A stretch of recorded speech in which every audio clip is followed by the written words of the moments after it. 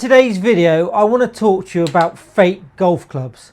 I'm Lester Bernie Barnes, this is my YouTube channel, and don't forget to hit that subscribe button. We've all seen the golfing market and what has happened with the rise in how much golf clubs cost and how expensive they have become, which has led to a ever-increasing market of fake or counterfeit golf clubs being produced, selling them at a fraction of the price of an original real golf club. Well, I've got two golf clubs here today, Callaway X22s, which one is real and one is fake. I'm going to give you my opinion on what's good and what's bad about these particular clubs and whether or not I could actually game a set of counterfeit or forged or fake golf clubs on the golf course. Before we start, I just want to thank one of the subscribers, Stuart, who actually sent me a full set of Callaway X22 clubs. I'm not sure if I'm getting the story completely correct, but I think his dad purchased them from China. They were sent over before he realised they were actually fake golf clubs. And the first tip I'd give you, if you're buying a set of golf clubs, if they seem too good to be true and they feel like they're too cheap, then the likelihood is that you're not buying a 100% genuine quality product. Once I received these clubs to try out, it gave me an idea that I was going to then go and buy an actual proper club in this make. And I went on one of the golf second-hand buying sites and purchased a 6-iron in the exact same spec as the fake club we've got to test them both out and put them head to head to see how they compare. So the first thing I noticed as soon as I picked the two clubs up and compared them was the length of the golf clubs. And the fake 6-iron is probably inch and a half longer than the actual real club. So by adding that extra length to the clubs, each club is a good, like I said, is a good inch and a half longer, then we should achieve more distance out of the fake golf clubs. The next big difference, which was very noticeable, was the size of the grip. On the fake grip, it is so much thinner than the real one. You can actually see just by looking at the very butt end of the club, you can see how much smaller it is. It's slightly stretched as well, and you can also feel the material is not quite of the same quality as the real one as you'd expect. And that is one way how you can tell when a club or a grip is fake, is the actual width and how thick it actually feels, and this one just feels horrendously small in your hands. If we move down the club and we now look at the shaft, this is where it's really hard to tell which one is real and which one is fake. The fake club, the shaft looks like it could actually be real. It's got the Callaway logo on it. It says Fujikura, which is spelt, and the logo is slightly different than what you'd see on the proper Fujikura logo. But I mean, if I was just comparing the two shafts without the head, without the grips, without knowing what I know, then I couldn't tell the difference. The labeling is very good, and that's a place where this fake one has really got it right, and the producers of this are spot on, because like I said, I can't tell the difference between the two shafts. It's even got a bit of the Callaway branding on, the little X on it, and it looks very genuine. As we move down the shaft, Callaway in these particular irons have got a shaft fitted which is called through bore, and basically what that means is the shaft goes through the head. I'll show some pictures of that as I'm doing the video, and it's one of the most trickiest reshafts to do when it's a through bore, because you have to shave the shaft down, you have to try and make the components. Callaway aren't too keen to sort of allow those components out, but if we look at the through bore and the way it's been done, they are very similar. Again, it's really hard to tell the difference. The ferrule on the fake club, so the bit that wraps around the actual hosel of the golf club, is slightly thicker on the fake club, but you would really have to look at that very closely. But the actual fitting and the way that the club's produced and the way the shaft goes into the club head is spot on. Again, like I said, I couldn't tell the difference between the two. Although the head shape is very similar, one noticeable difference is the fact with the fake club there is way more offset. It's really noticeable at address. You can see that the club head is set back from the shaft. it just doesn't quite look right, and you can tell the difference from address looking down with the amount of offset on the golf club. Moving on to the actual face and what you make contact with the ball with. The faces are very similar, although the fake golf club, which I've got in my hand on my right hand side, has got a much shinier, more polished finish. The real club, the colouring is slightly deader, and you can tell the difference between the face and sort of the outer perimeter of the golf club, where the colouring is slightly different, whereas with the fake one it's almost the same colour. The grooves are correct, the same amount of grooves, which is good as a copy. Although I've said that the grooves look very similar, I've just had a real closer look and inspection. So although the amount of grooves is similar, when you move up to the top of the golf club, the lines on the grooves are very, very different. We move around to the very back of the head, and where we've got some more writing, we've got the 22, which is etched sort of onto the very heel of the back of the head, which again very similar, look almost the same, but the colouring of the fake club compared to the real one is different. The X is decently put in there, it's nicely sort of carved in and edged in, and the back plating is good, but the biggest difference, like I said, is the colouring of the two clubs, and it is very, very different. One thing to be aware as well, I've just rubbed my hand inside where that insert goes, and on the fake club it is actually quite sharp, so be very careful if you do have a fake set of golf clubs. You put your hand in there and run your fingertips along it, you may end up cutting. It's quite sharp. Another thing with the heads as well, which is not so good, is some of the black paint or the black insert on the fake club is starting to actually sort of scrape off, and it's exposing the steel which is underneath, whereas the actual proper golf club, that paintwork is still nicely intact and still looking as good as when it was first produced. If we look at the soles of the golf club, you know, the bit that makes the interaction with the turf, again it's really hard to tell the difference between the two just looking at where the numbering is, and if you looked at it into the golf bag, I don't think that you'd be able to tell the difference between the two clubs. If we look at the general condition of the age of these clubs being similar, then with the fake one we've got a few more marks. They seem to be hit round about the same amount of time.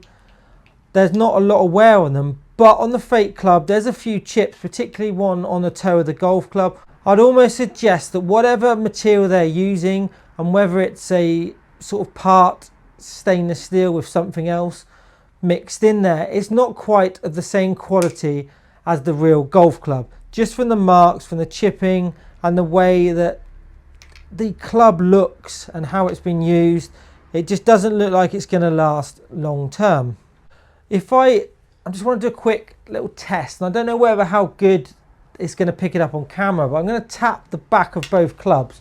I'll come close to the camera to do this. If I do the fake one first,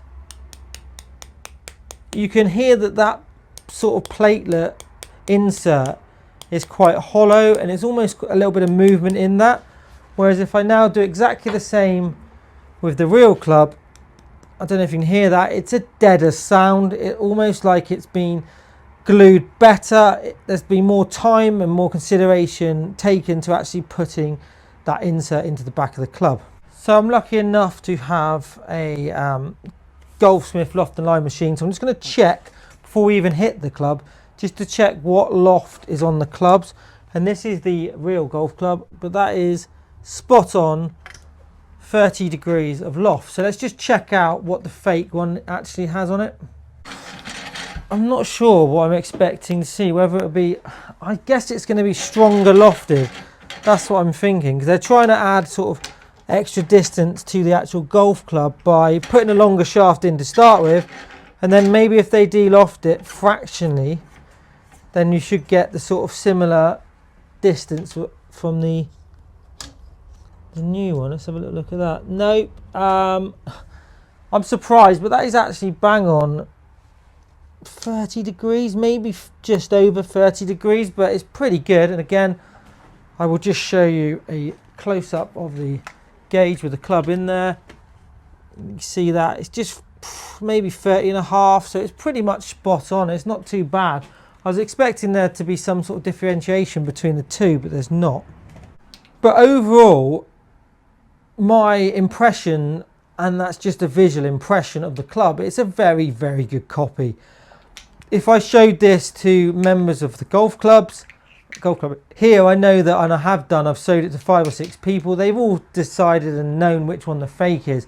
But I'm pretty sure if I put this set of golf clubs in the hands of someone and told them to go and have a little look at these golf clubs and told them they were a set of Callaways and X22, and they didn't see what the actual real club looked like, they would believe that these were 100% genuine. So I've given you my opinion on visually what the difference is and what I like about them, what I don't like about them. But I think we now need to go and hit these golf clubs. Let's get some numbers, let's get some stats, let's get a feel of actually hitting the golf clubs, and let's see how they compare on the driving range using a Trackman. So I started with a real golf club to begin with and hit 10 shots, disregarding one shot that I didn't quite strike. Here's some Trackman data from an average shot I hit.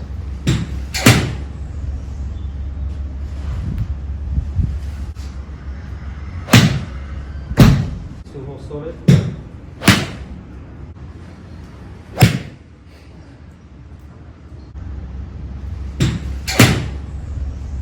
Here's the 9 shots I hit with an average. You can see that the grouping is quite good, and we're averaging 66.1 yards per shot. We then hit the fake club 10 times, disregarding one missed strike that gave us some numbers and gave us an average yardage.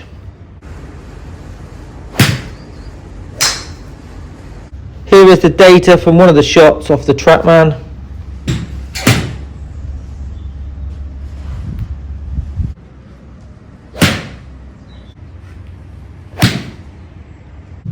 Here is the 9 shots with an average which is 72.4 yards through the air. If we take a quick look and it's a quick overview of the numbers, then on the fake one, if we disregard the shot that went 191 yards, then the average distance is more or less the same as the real club. It's literally a yard in it. So with regard to the two clubs, the numbers I would say were better off the real club, because I didn't get any massive jumpers like that 190 yard one, 185 yard one would cause me a few issues if I was gaming these particular clubs. It seems to come off the face a little bit more low spinning than the real golf club, which could be for a number of reasons, but the real golf club, in conclusion, I believe is slightly more accurate, and the numbers are closer together, meaning that it's slightly easier to hit, slightly more forgiving. I could actually put the fake ones into play. I don't think it would affect my scoring too much, maybe a couple of shots, but if I was a total beginner, I can definitely see the reasons why you would buy the cheaper fake versions of a particular named brand.